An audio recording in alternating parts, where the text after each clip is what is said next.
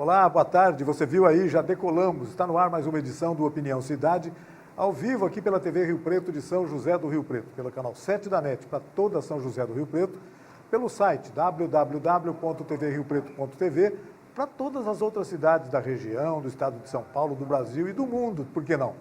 Esse programa também é transmitido pelo Facebook. Entrando no Facebook e acessando a página da TV Rio Preto, você não apenas assiste ao nosso programa, mas participa do nosso programa. Pode enviar perguntas aqui para os nossos entrevistados, fazer críticas, observações, meter o pau no apresentador, o que você quiser fazer. E, aliás, a gente estimula você a fazer sempre isso, a interagir conosco aqui no Opinião Cidade. Sejam todos, portanto, muito bem-vindos. No programa de hoje nós vamos falar sobre... Deixa eu dar um gancho. Acho que nós vamos falar sobre primavera, um bom gancho, né? Primavera e flores. Primavera e flores, olha que bacana. Eu estou tendo a honra de receber aqui no estúdio a Renata Cassis, que é arquiteta paisagista do Estúdio Átrio, que tem bases aqui em Rio Preto e na cidade de Campinas, né? A Renata é daqui, está já há muitos anos em Campinas, mas deve estar numa espécie de ponte rodoviária, com certeza. entre Rio Preto e Campinas. Que bacana. Renata, muito prazer em conhecê-la, muito obrigado pela sua presença em nosso programa. Na verdade, nós vamos falar sobre um evento, né, que acontece nos próximos dias aqui no espaço na CEAGESP, em São José do Rio Preto. Mas antes, deixa eu começar falando sobre você, né? O seu trabalho de arquiteta paisagista centrado em Rio Preto e em Campinas se foca muito no paisagismo sustentável, né? Queria que você falasse um pouquinho sobre isso. O que é isso? Qual a importância disso? E até que ponto isso pode ajudar as pessoas a buscar boas condições boas condições de morar bem, de viver bem, né? Na verdade, o objetivo é sempre esse, né? Obrigado, viu, Renata? Muito obrigada, Rei. É uma honra estar aqui. Obrigada pelo convite, mais uma vez, na TV Rio Preto. Vou contar um pouco a história do começo do Estúdio Átrio, só para introduzir aí todos esses projetos sustentáveis que eu tenho voltado, né, ultimamente. É um ano muito importante para o Estúdio Átrio, porque é uma data comemorativa, a gente comemora 10 anos. Eu fundei o Estúdio Átrio em Rio Preto, em 2007. E em 2009 nós inauguramos uma sede lá em Campinas também. Desde então eu fico nessa ponte rodoviária, como você falou. Nosso trabalho é bastante voltado para a arquitetura, né, desenvolvimento de projetos de arquitetura e de paisagismo sustentável. E por quê? Né? Por que esse apelo sustentável, essa preocupação? Há alguns anos nós participamos de uma certificação internacional, com a certificação ambiental de sustentabilidade, né, do Lead for Homes, e foi a primeira residência da América Latina que foi certificada com esse Lead for Homes. Puxa.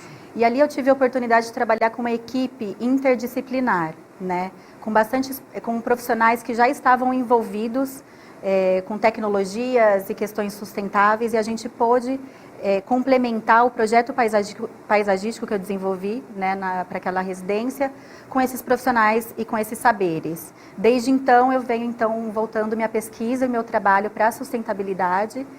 E é aquela coisa, quando você é picado pelo bichinho da sustentabilidade, não tem volta, sabe?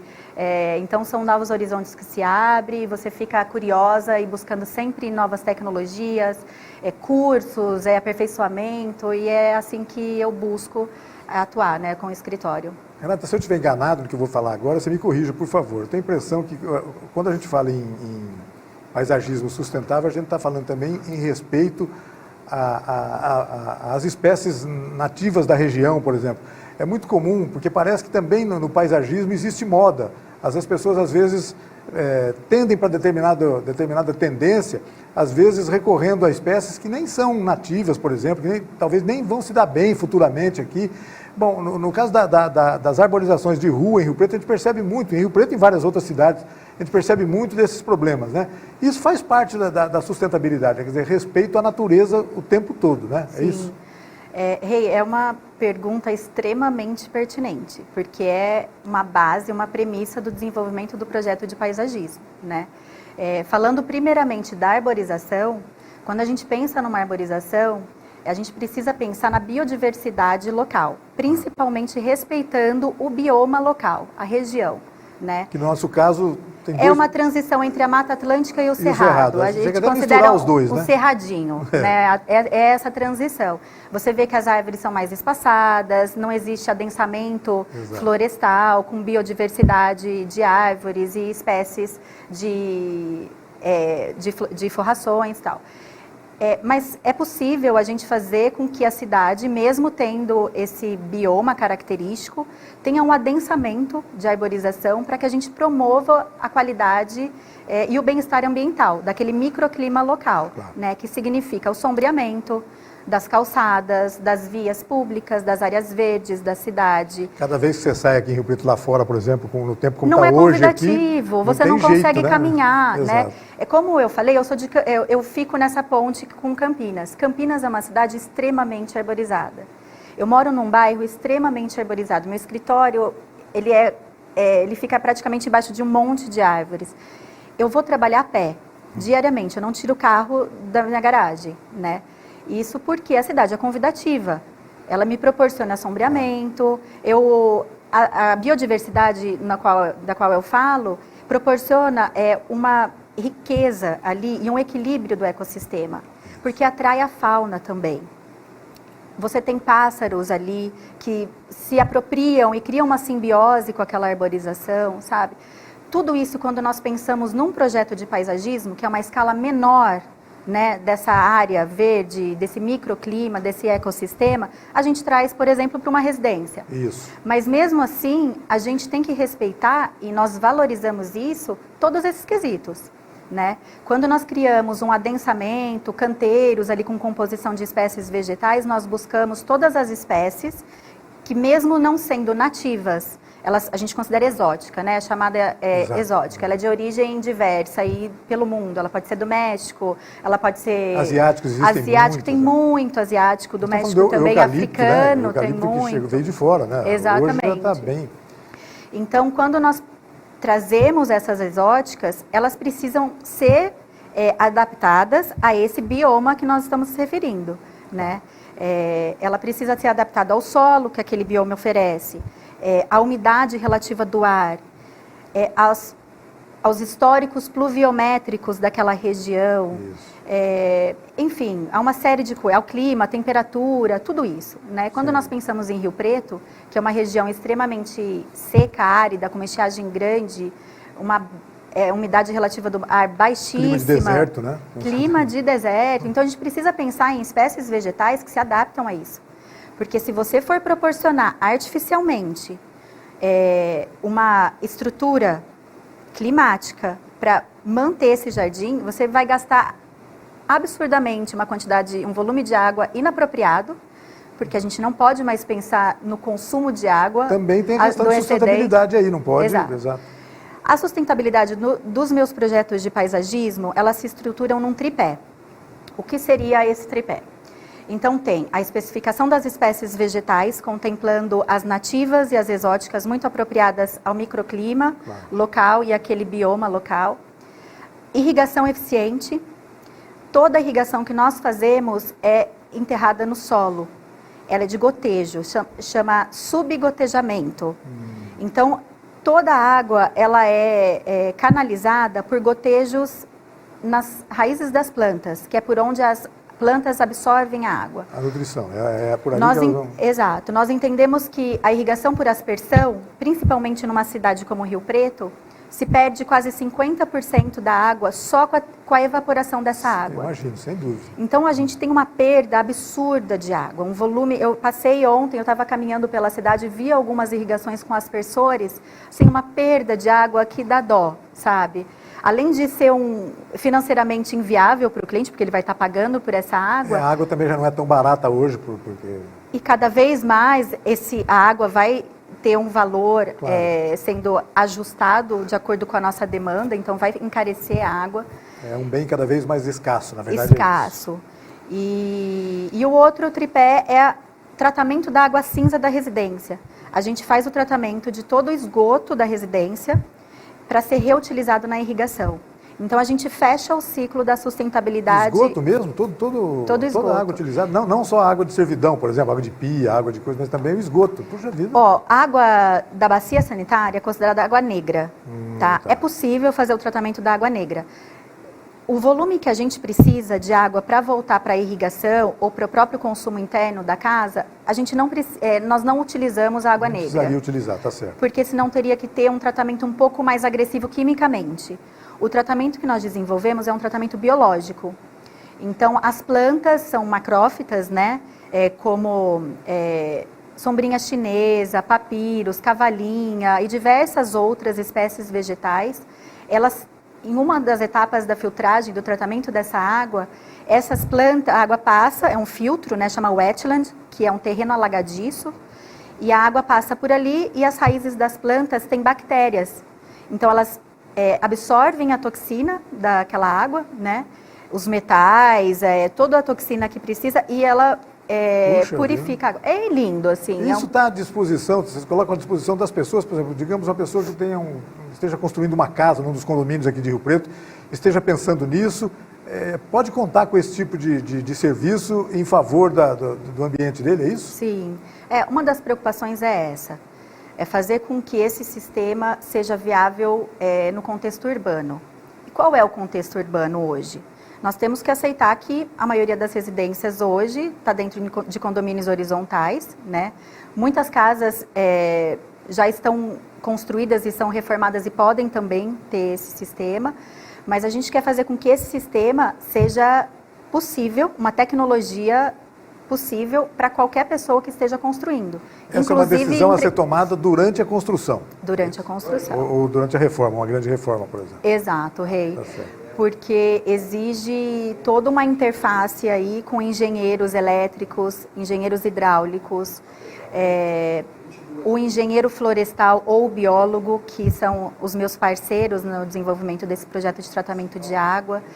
E o projeto de arquitetura precisa estar dimensionado para atender essa instalação, né? Então, tudo é pensado com o cliente. O cliente tem praticamente uma palestra no início para que ele entenda esse sistema e se aproprie disso para começar a entender que a casa dele pode ser 100% sustentável, né, com a preocupação de recursos da energia, recursos de água, recursos de resíduos. Ele consegue fazer com que esses impactos sejam muito diminuídos. Renata, deixa eu te falar uma coisa. Certamente conversar com você sobre um assunto como esse poderia demandar algumas horas, porque são coisas muito bacanas para a gente conversar. Sim. Muito legal conversar isso com você, muito bacana poder partilhar com o público essas noções, ainda que muito rápidas, muito superficiais, para as pessoas entenderem sobre a importância disso, da sustentabilidade. Mas eu tenho aqui que conversar com você sobre os eventos previstos para esses próximos dias agora, que são o CEAGESP em Flor, que é um evento já pela quinta ou sexta vez que acontece aqui em São José do Rio Preto, não é isso? É um evento muito importante, voltado para essa área, etc. E também do Espaço Flores, é onde você entra, né? Queria que você falasse um pouco sobre isso, sobre o CEAGESP em Flor, o Espaço Flores, e a que público esses eventos se destinam. Se a gente já pode convidar as pessoas a comparecerem no dia de sua realização aqui em São José do Rio Preto, não é isso? Pode, por favor, Renata. O CEAGESP em Flor acontece pelo 5º ano consecutivo, já é um evento tradicional, né, na agenda de Rio Preto. Pelo 1º ano, está sendo inédito o Espaço Flores, que, como você falou, é onde eu entro.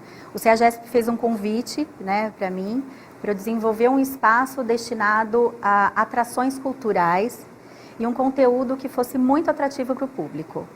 Então, eu e a Juliane Secato, que é a minha parceira e tem organizado junto comigo o evento do Armazém Decor, nós criamos uma programação com palestras diariamente. Então, de manhã às 10 horas da manhã e à tarde às 15 horas da tarde, tem palestra. Do dia 5 ao dia 8 de outubro, que seria de quinta a domingo. Na próxima semana, está aí já. Exatamente, já está em cima. Nós já começamos a divulgar essa programação, é uma programação extensa, com nomes super importantes, assim, do meio. e todo o conteúdo é voltado para paisagismo, jardinagem, arranjos florais, gastronomia floral, que vai ser maravilhosa a aula da chefe de cozinha convidada para fazer a elaboração de pratos com flores comestíveis. Eu poderia falar aqui de cada um com bastante atenção e detalhe das palestras, mas, como eu disse, é inédito.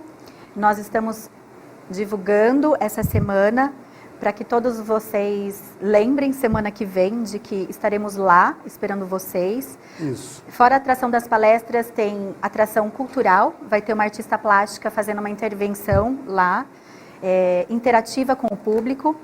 Vai ter um espaço recreativo para crianças, food truck e o apoio dos nossos patrocinadores também. Bacana. O lá é o CEAGESP de Rio Preto, né? E Exato. As pessoas podem comparecer, qualquer pessoa pode comparecer, porque no primeiro momento a gente pensa assim, será que é um evento para profissionais? Também, né? Mas todo mundo pode comparecer, a ideia é essa, né? O evento vai acontecer no CEAGESP, como você falou, no Mercado de Flores do CEAGESP.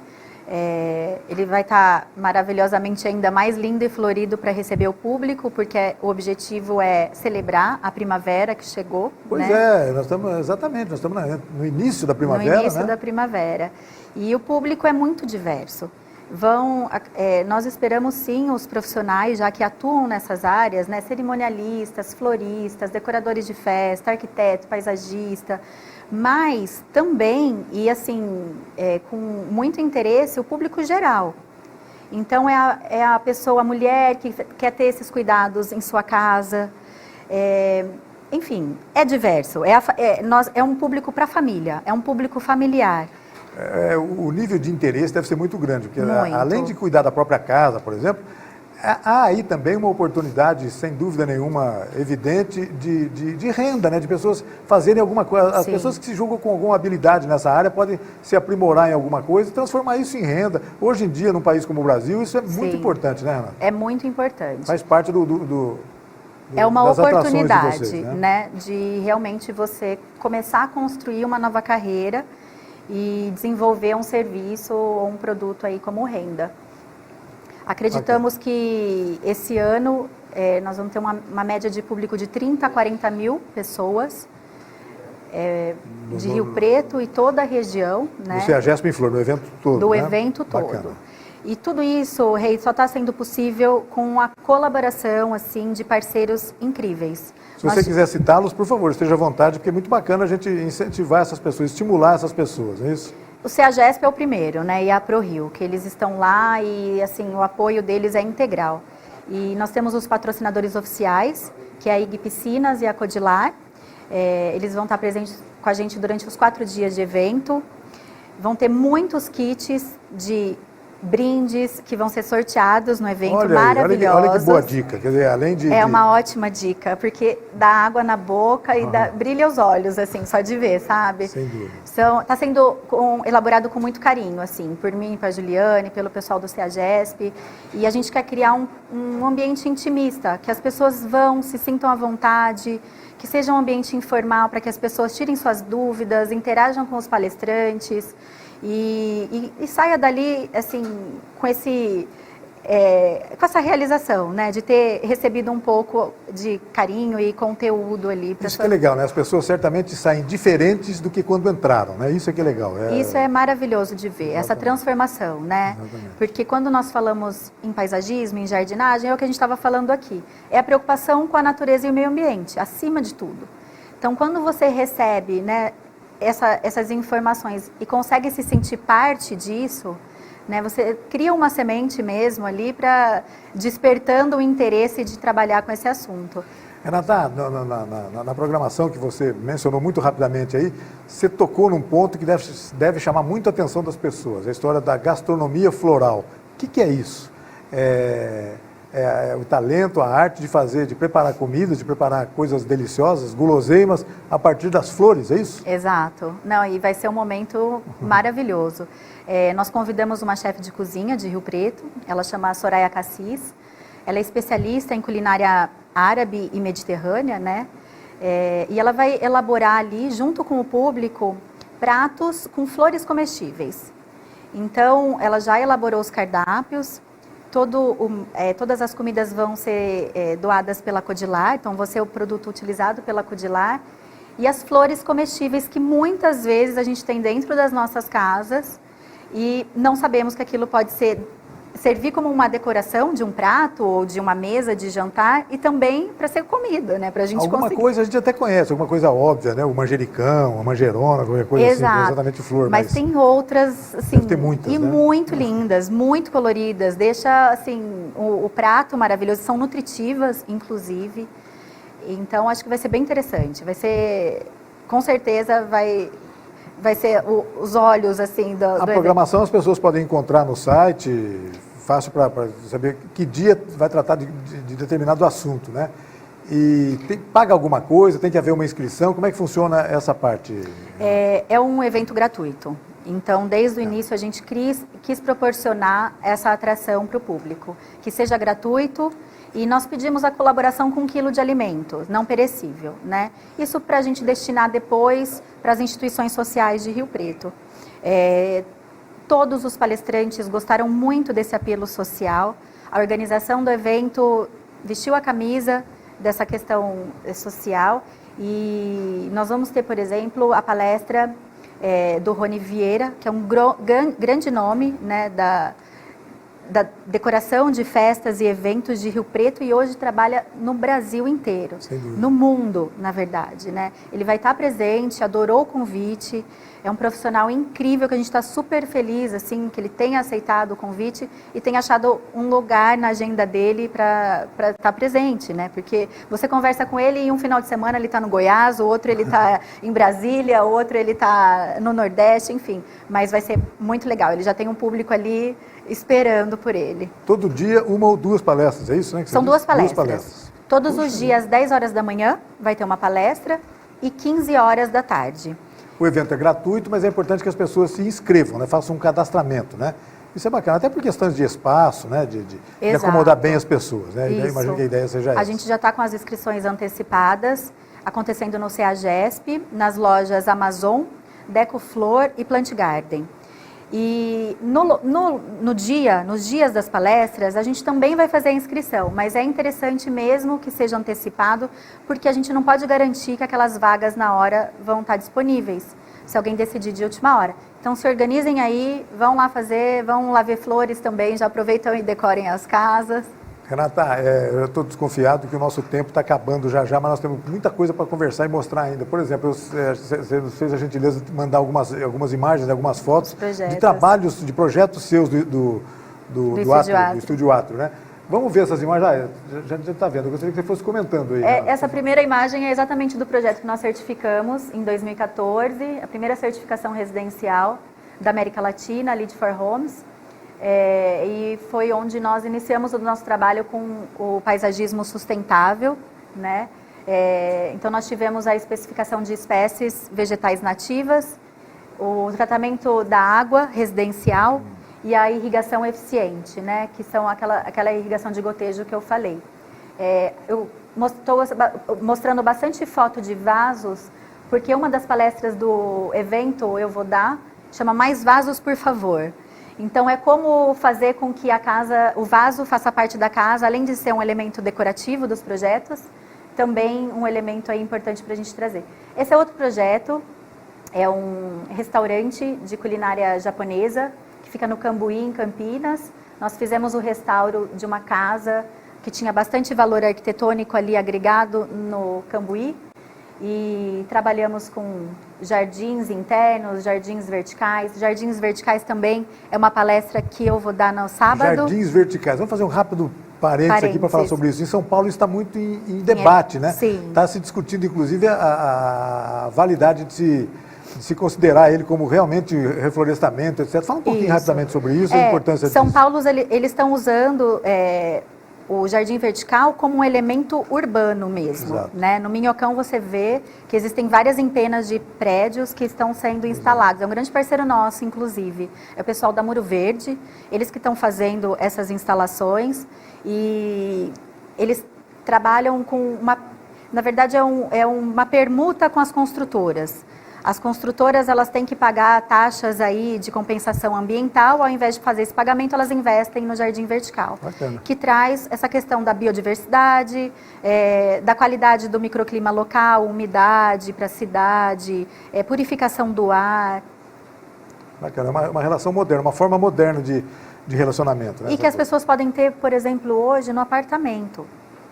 É importante a gente trazer isso para um contexto urbano, quando eu falo, sabendo que qualquer espaço 90% das pessoas hoje moram em apartamento. Isso. Como resolver isso? Em espaços exíguos, né? Realmente muito pequenos, mas dá para resolver isso, dá para aproveitar bem esse espaço, é isso? Como né? elemento decorativo, inclusive com plantio de espécies alimentícias mesmo.